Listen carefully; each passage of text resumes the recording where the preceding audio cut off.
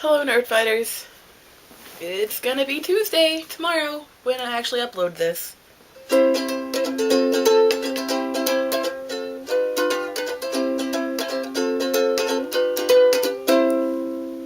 Because I'd rather play it because my ukulele's on my bed. So, this week, I don't know if you can tell, but I'm sick. I just filmed a really out-of-it video that was like 20 minutes long, and I've decided I would rather talk about books than whatever I rambled about for 20 minutes on my last video.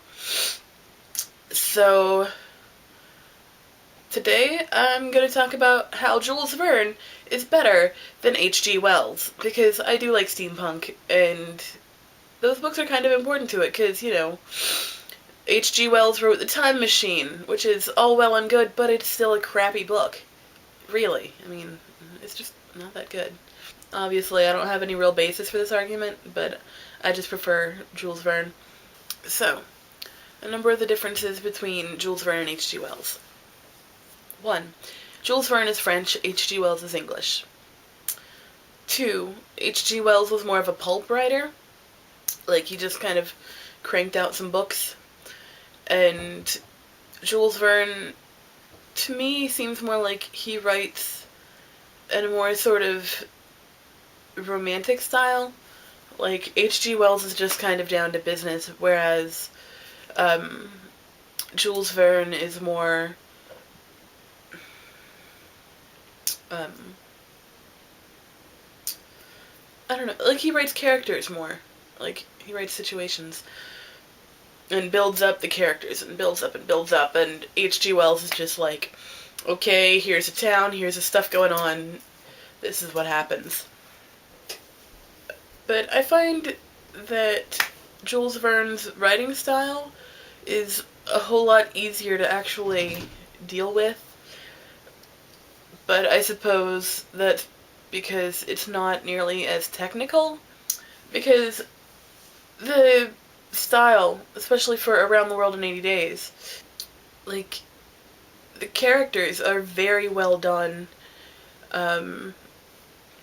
considering the fact that Jules Verne is French. His English character is almost kind of stereotypically English. Like, he's very by the book, and I don't know. It's just well written. Journey to the Center of the Earth. Granted, the center of the Earth is not full of dinosaurs, but it's still very well written, and you get a sense of the kind of desperation and frustration of explorers going down in the earth and running out of water and food and kind of freaking out a little bit.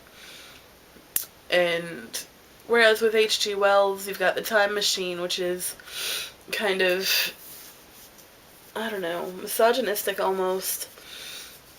And then you've got The Invisible Man, who is actually a complete jerk.